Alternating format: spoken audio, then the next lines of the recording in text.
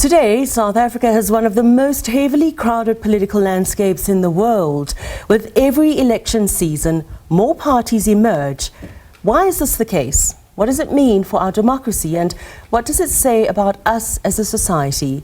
Are our political parties tools for service or simply vehicles for self-enrichment? Does the endless formation of new parties signal creativity and freedom, or division and weakness? Political analyst Sandile Swana joins us more. Good evening, and thanks for taking time to chat to us this evening. Good evening to you, Juliet, and to your viewers. Thank you. Now, in the last elections, more than 50, I think 58 parties to be exact, contested the elections. That's a huge number when you compare them to other countries. I think only second to India. What does that say about our society? Well, I think what it definitely says to me is that there has been a consistent failure, especially since 2009, in governance and in service delivery and the ability to trust government.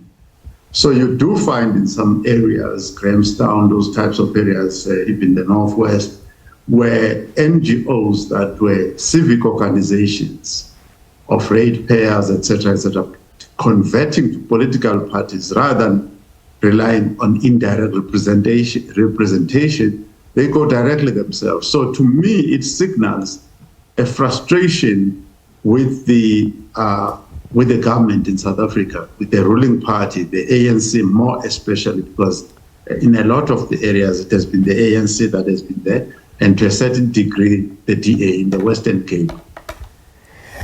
But when it comes to elections and all those smaller minority parties throwing their toll in the ring, am I correct in saying that for them to get a seat in Parliament, they need, I think it's 0.25% to have a seat in Parliament, just one seat in Parliament? And how possible is this?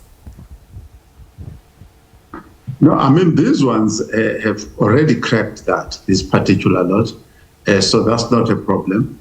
And they want to consolidate. So what we need to praise about this initiative is that it's a start to put separate parties under one umbrella so that people can campaign in a consolidated form and perhaps even cover a much wider geographic area in South Africa rather than just being able to contest a small portion of the province.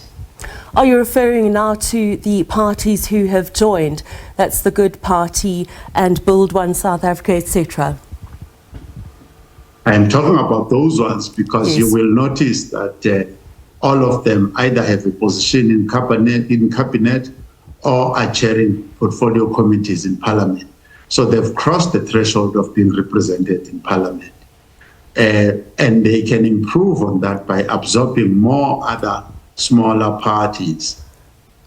So basically they are forming their own parties of national unity in a sense, just like our government.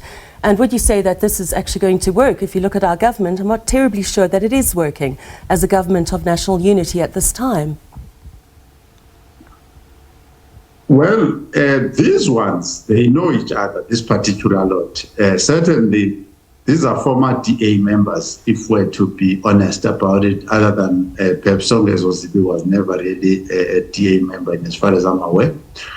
So they know how to work each other and they know what they object to, because basically they were ejected from the DA one way or the other.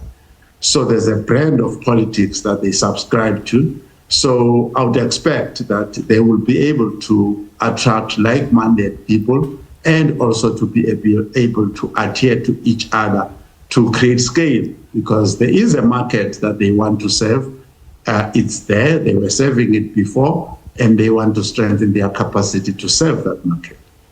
Who's going to make the decisions for this party of smaller parties? I heard in the clip earlier that all the leaders will lead the party, but isn't that a bit dangerous? They're not going to necessarily agree on everything. Who takes the reins? Well, the problem that we do have is that we have adopted, foreign methods of deliberation. If we were to revert back to traditional African methods of deliberation, this idea of having a supreme leader is not really our way of discussing things. You discuss, if you don't agree, you adjourn, you come back and discuss again until you agree. And that is how we've been running affairs before. So this idea of a Trump-like super leader who dictates everything is not really the African way. So let's hope that they will start to remember their own background and culture and actually follow that. Building leadership through consensus, there's nothing wrong with that. I appreciate your sentiments and for sharing that with us.